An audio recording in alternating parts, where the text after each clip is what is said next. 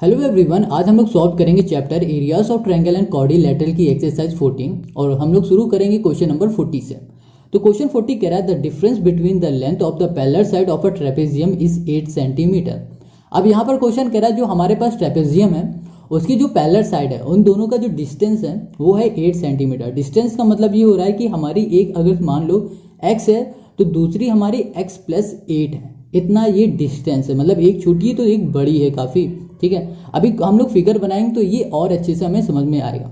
आगे क्वेश्चन कह रहा है the perpendicular distance between this side is 24 centimetre. अब उसकी जो हमारे पास डिस्टेंस है ना परपेंडिकुलर, ये मान लो कि हाइट जो है वो है हमारे पास 24 centimetre and the area of the trapezium है हमारे पास 312 सेंटीमीटर स्क्वायर। अब जो एरिया है हमारे पास ट्रेपेजियम का वो ये है।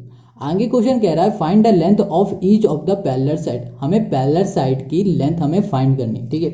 तो इस क्वेश्चन को सबसे पहले हम लोग समझते हैं इसके फिगर से। तो फिगर अब हम लोग इस क्वेश्चन को फिगर से समझते हैं। तो यहाँ पर एक ट्रेपेजियम, देखो ये हमारा एक ट्रेपेजियम है, ठीक है। ये छोटी साइड है, ये बड़ी वाली साइड है। अब यहाँ पर क्वेश्चन कह रहा था कि जो हमारी पैरेलल साइड है ये दोनों आपस में पैरेलल है, ठीक है। ये वाली और ये वाली दोनों आपस में पैरेलल है। अब क्वेश्चन कह रहा था कि जो हमारी पैरेलल साइड है वो हमारा 8 सेंटीमीटर है। मतलब कि अगर ये वाली जो साइड हमारी x है ना, इसको हम लोग अगर x मान लेते हैं तो ये वाली जो साइड है वो हमारी x प्लस 8 होगा। इतना डिफरेंस है इन दोनों के बीच में, ठीक है, लेंथ का। अब कह रहा था आगे क्वेश्चन की जो इसका परपेंडिकुलर है, परपेंडिकुलर मान लो ये जो हाइट है वो है 24 सेंटीमीटर या फिर सेंटीमीटर, हाँ ये दिया हुआ है हमें किसमें, ये सेंटीमीटर में दिया। तो ये हाइट कितनी होगी 24 सेंटीमीटर। अब इसकी जो एरिया है वो भी हमें गिवन है, वो है 312। अब क्वेश्चन पूछ रहा है कि इसकी जो लेंथ होगी वो बताओ। इस जो हमारे क्या है पैरेलल साइड है ना उनकी जो लेंथ है वो हमें बतानी है। तो बहुत अच्छा इजी क्वेश्चन है। सबसे पहले हमें क्या करना पड़ेगा, ये जो पैरेलल साइड है ना इनको लेट करना पड़ेगा। तो यहाँ पर हम लोग लिखेंगे लेट x सेंटीमीटर, ठीक है, x centimetre as the smallest या फिर लिखो स्मॉलर पैरेलल साइड, ठीक है, पैरेलल साइड। अब हम लोग लिखेंगे इसके आगे, ये तो हमारी स्मॉलेस्ट होगी। अब हम लोग लिखेंगे जो बड़ी वाली साइड है उसमें लिखेंगे सो द लार्जर या फिर लिखो लॉन्गर साइड या फिर लिखते लॉन्गर पैरेलल साइड, ठीक है, पैरेलल साइड्स। जो हमारी पैरेलल साइड है वो हमारी कितनी हो जाएगी, वो हो जाएगी x प्लस 8, ठीक है। इतनी बात क्लियर है। अब देखो जो स्मॉलेस्ट साइड है वो x है, तो पैरेलल साइड हमारी लॉन्गर साइड वो हो जाएगी x प्लस 8। अब हम लोग यहाँ पर ट्रेपेजियम का फॉर्मूला लगा देंगे, ठीक है। हाइट भी गिवन है, हाइट हमारे पास कितनी है 24 सेंटीमीटर। तो यहाँ पर हम लोग लिखेंगे area of trapezium equals to हो जाएगा 1/2 into sum of parallel side, ठीक है, sum of parallel side into हो जाएगा हाइट, ठीक है। अब देखो यहाँ पर लिखा हमने 1/2 और सम ऑफ पैरेलल साइड मतलब क्या हो रहा है, ये साइड और ये साइड मतलब इन दोनों साइड का हो जाएगा सम। तो यहाँ पर लिखेंगे x हो जाएगा यहाँ पर प्लस x प्लस हो जाएगा 8, ठीक है, इंटू हाइट हमारे पास है 24। 2 से इसे कैंसिल करते हैं तो ये आ जाएगा हमारे पास 12। अब देखो इसकी एरिया भी हमें गिवन थी, एरिया हमारे पास गिवन थी 312 थी। यहाँ पे लिखा 312 इक्वल्स टू हो जाएगा, इनको प्लस x कितना हो जाएगा 2x और ये हो जाएगा प्लस 8 इंटू हमारे पास हो जाएगा 12, ठीक है। अब देखो यहाँ पर जो 12 है वो हमारा किस में है, ये हमारा है मल्टीप्लाई में।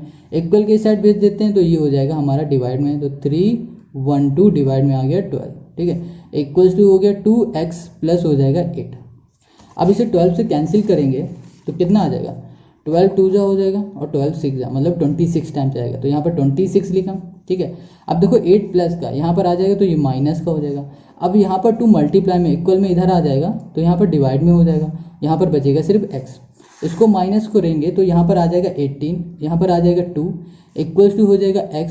इसको जब हम लोग कैंसिल करेंगे तो यहाँ पर आ जाएगा 9। तो x इक्वल्स टू हमें कितना मिल गया, 9 मिल गया। x की वैल्यू क्या आ गई 9। अब हम लोग क्या करेंगे, जो ये x की वैल्यू है ना, इसको उठाएंगे और अपने जो हमारी साइड थी पैरेलल साइड उसमें कर देंगे पुट। जो हमारी स्मॉलेस्ट पैरेलल साइड थी वो कितनी थी, x थी, वो मतलब क्या हो गए 9 हो गए। इसका मतलब ये वाली साइड आ गई हमारे पास 9 सेंटीमीटर, ठीक है।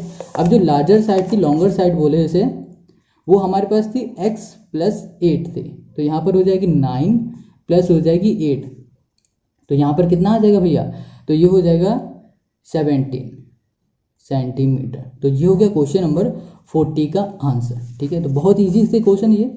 अब हम लोग करेंगे question number 41। Question 41, a parallelogram and a rhombus are equal in area. जो रोम्बस और पैरेललोग्राम है उन दोनों की एरिया आपस में इक्वल है।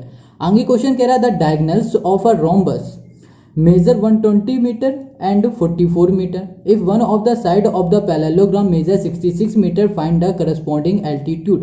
हमको फाइंड करना है इसकी एल्टीट्यूड, मतलब हाइट करना है फाइंड। ठीक है, बहुत सिंपल सा क्वेश्चन है। चलो इसको हम लोग करेंगे। यहाँ पर क्या बात कर रहा है, यहाँ पर बात कर रहा है पैरेललोग्राम और यहाँ पर बात कर रहा है किसकी, रोम्बस की। पैरेललोग्राम और रोम्बस दोनों की बात कर रहा है, दोनों आपस में कैसे हैं, इक्वल हैं।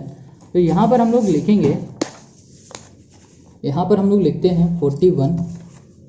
अब देखो यहाँ पर कह रहा है 41 में जो यहाँ पर एरिया है किसकी, पैरेललोग्राम, एरिया ऑफ पैरेललोग्राम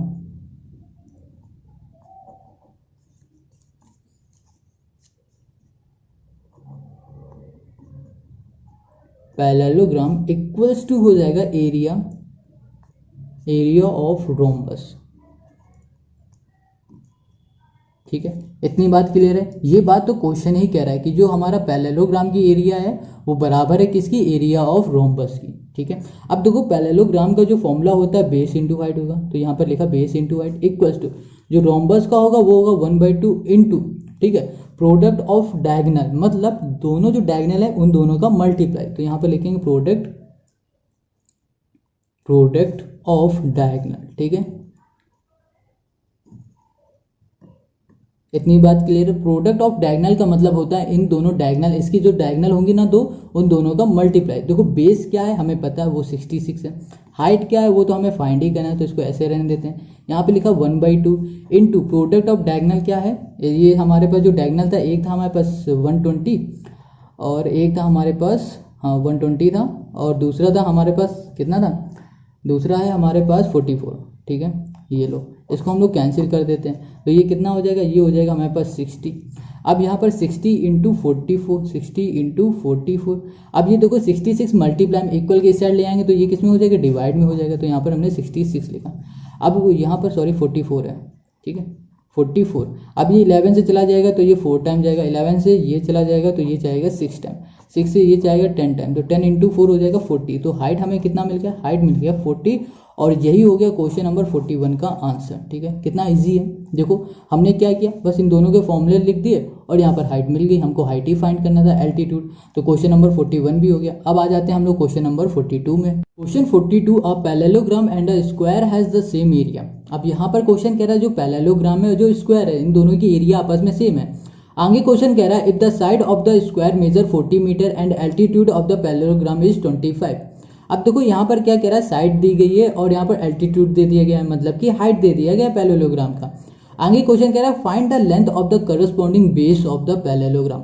हमें बेस की लेंथ निकालनी है किसकी, पैरेललोग्राम की। बहुत इजी है, सिंपल सा। हम लोग जैसे 41 किया था सेम वही चीज़ इसमें भी हम लोग करेंगे। तो यहाँ पर लिखा हमने 42। अब हमारे पास क्या कह रहा था, जो पैरेललोग्राम है ना, तो एरिया ऑफ पैरेललोग्राम का फॉर्मूला लगाएंगे,